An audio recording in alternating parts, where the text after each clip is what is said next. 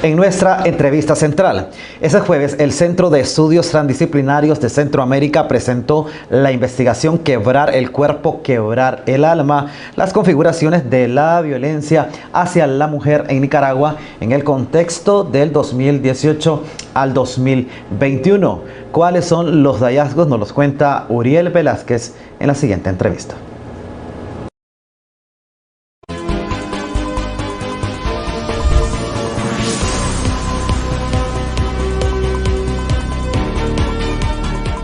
¿Qué tal, amigos? Hoy nos acompaña Elvira Cuadra, socióloga e investigadora nicaragüense del Centro de Estudios Transdisciplinarios de Centroamérica, CETCAN, que hoy presentó una investigación titulada Quebrar el cuerpo, quebrar el alma, la configuración de las violencias hacia las mujeres en Nicaragua en el periodo del 2018 al 2021. Hoy nos acompaña la autora de esta investigación, Elvira Cuadra. Bienvenida, gracias por estar con nosotros en Panorama Nicaragua. Elvira, quisiera iniciar preguntándote cuáles son los principales hallazgos de esta investigación. Gracias por el espacio para comentar efectivamente los hallazgos de este estudio. Bueno, tal vez el primero o uno de los más importantes tiene que ver precisamente con el título de la investigación: Quebrar el cuerpo, quebrar el alma. Lo que significa eso es que las diferentes formas de violencia que existen contra las mujeres en este momento en Nicaragua o hacia las mujeres nicaragüenses tienen en su materialidad, en su forma más concreta, diferentes formas de violencia directa. En muchos casos son agresiones físicas, femicidios, violaciones sexuales, la misma violencia política, y el propósito de eso es causar daño físico, causar daño psicológico, causar daño en la persona para hacer que las mujeres se subordinen tanto digamos, a este sistema patriarcal, machista, pero también a esos poderes dominantes como el poder político que existe en Nicaragua. Entonces, ese es uno de los hallazgos más importantes. El segundo, tal vez, hallazgo importante tiene que ver con que esas violencias son multidimensionales, es decir, se expresan en diferentes ámbitos de la vida de las mujeres, que están desde la casa, y esto no es nuevo, hasta el ámbito de lo político. Tienen diferentes formas. Y habría que decir que en el contexto de estas crisis sociopolíticas, entonces hay una convergencia entre esa situación sociopolítica, la influencia de la pandemia por el COVID, que de alguna manera también se mezcló en esto, y la crisis económica que golpea a toda la sociedad nicaragüense. Entonces, en esa confluencia de estos tres crisis, de estas tres situaciones, hay una violencia muy especial o diferentes formas de violencia que son muy especiales y están dirigidas hacia las mujeres, que tienen un efecto directo sobre ellas de diferentes formas. Por ejemplo, esto ha significado la dinamización de las violencias en contra de las mujeres. Hemos visto, por ejemplo, el incremento de los femicidios frustrados, el incremento de la violencia sexual, el incremento de la violencia psicológica, particularmente en el año 2020, y así otras formas de violencia, incluida la violencia política, que es perpetrada directamente por el Estado de Nicaragua en contra de las mujeres.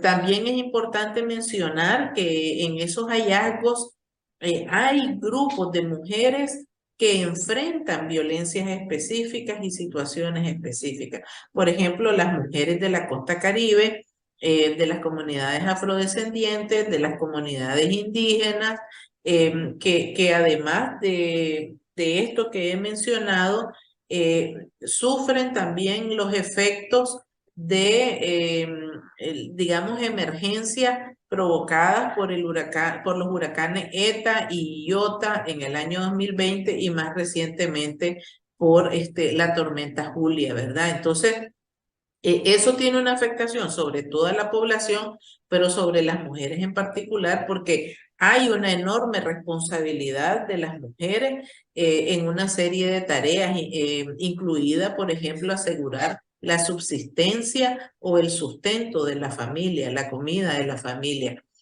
Muchas mujeres están migrando o más bien están siendo obligadas a desplazarse de manera forzada frente a todas estas situaciones que están ocurriendo.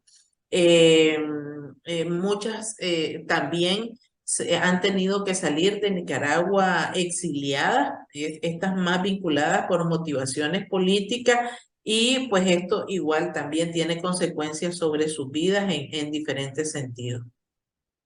Elvira, en términos de metodología de esta investigación, ¿cuál fue la metodología que se utilizó en la parte que mencionabas del efecto que tienen las mujeres estas tres crisis, la crisis económica, la pandemia, la crisis política también? ¿Cuál es el impacto que tiene a nivel social? Bueno, en términos metodológicos, pues este fue un proceso que tomó varios meses. El estudio se hizo una investigación, una búsqueda a fondo de datos estadísticos que nos permitieran conocer algunas de estas situaciones, por ejemplo, la cantidad de casos de femicidio, violencia directa en contra de las mujeres y algunos otros similares, ¿verdad? También documentos, informes que fueran relevantes para esta investigación, pero también hicimos una serie de grupos focales y de entrevistas, algunos de ellas, o una buena parte de ellas, la mayoría diría yo, con mujeres que están dentro de Nicaragua, pero también hablamos con mujeres que están fuera de Nicaragua, nicaragüenses que están en el exterior en diferentes países. De tal manera que en el transcurso de la investigación participaron alrededor de 60 mujeres que nos aportaron sus comentarios, sus valoraciones, sus vivencias, y eso es un poco lo que trata de recoger el informe. Y en cuanto al impacto social que tienen la violencia que están sufriendo las mujeres debido a estas tres crisis, ¿cómo se puede dimensionar ese impacto? Bueno, el impacto es bien fuerte porque en Nicaragua la figura de las mujeres es una figura muy fuerte de autoridad. No se trata únicamente de que sea un grupo de población que alcanza casi la mitad de la población, valga la redundancia, en el país, sino que estamos hablando de mujeres que en muchos casos son cabezas de familia, que tienen hijos, que muchas veces tienen que dejar a sus hijos, ya sea por el desplazamiento forzado o por el exilio, tienen que dejarlos en Nicaragua al cuidado de otras personas, que tienen que realizar dobles y triples jornadas de trabajo en función de asegurar la subsistencia de su familia. Y entonces el impacto es bien fuerte, pues.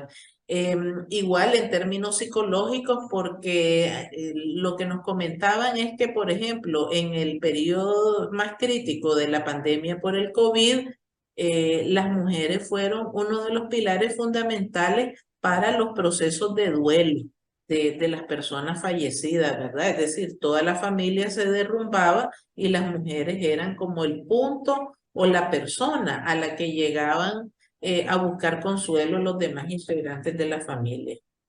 Elvira, son 4 años de investigación, particularmente en el caso de las niñas. ¿Qué tipo de violencia o cuál es el impacto que están teniendo en las niñas?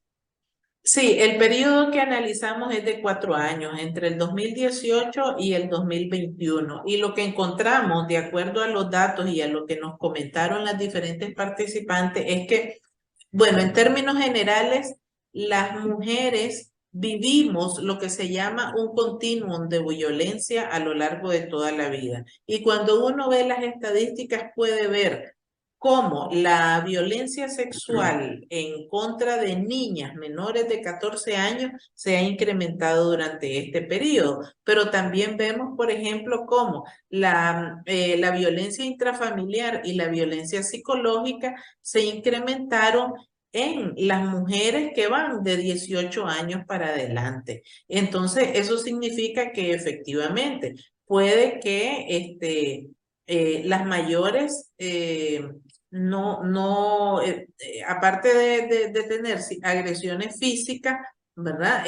Lo que más tienen es violencia psicológica y violencia intrafamiliar. Entonces, de niñas hay violencia sexual y más adultas hay esta otra forma de violencia. Entonces, efectivamente hay un continuo. Y pues niñas y adolescentes son uno de los grupos más vulnerables, pues porque son menores de edad, porque generalmente quienes cometen estos actos de violencia en contra de ellas son personas conocidas de su entorno familiar o de su entorno cercano, y las consecuencias de esto son críticas. Recientemente el gobierno presentó una cartilla para prevenir la violencia hacia las mujeres, donde, según la vocera del gobierno, Rosario Murillo, lo que pretendían era mostrarle sus derechos y motivar a la denuncia. ¿Cree que esta iniciativa ha tenido un impacto? Y para finalizar, quisiera también preguntarle qué es lo que debería hacer el gobierno. O sea, la investigación nos arroja los datos y nos da un panorama de la situación. Pero, ¿qué debería hacer el Estado para tratar de revertirlo? Bueno, lo que sucede es que esa cartilla es como una gota de agua en el desierto, porque prevenir la violencia contra las mujeres requiere acciones de mayor envergadura en términos de información, en términos de prevención. Requeriría poner una cantidad de comunicación y de información en función de prevenir esa violencia. Y en segundo lugar, no basta con dar la información, se requiere una institucionalidad que efectivamente permita proteger a las mujeres, prevenir la violencia y atender a las víctimas. Esa institucionalidad, la poca que había, que además no estaba en los mejores términos, ha sufrido un retroceso enorme desde 2007 hasta acá, particularmente en los últimos años. Entonces, la cartilla, como digo, es una gota de agua en el desierto, ¿verdad? Sobre todo porque hemos visto que esta violencia contra las mujeres se ha incrementado no solo en cantidad, sino, por ejemplo, en su forma, en la hazaña, en la intención de causar daño con la que se están cometiendo esos hechos últimamente. Y pues en realidad lo que se requiere aquí, en este caso, es que el Estado deje de ser el perpetrador de la violencia contra las mujeres y que cumpla con la responsabilidad que tiene de protegerlas, de prevenir esa violencia y de asegurar que las víctimas efectivamente tengan justicia.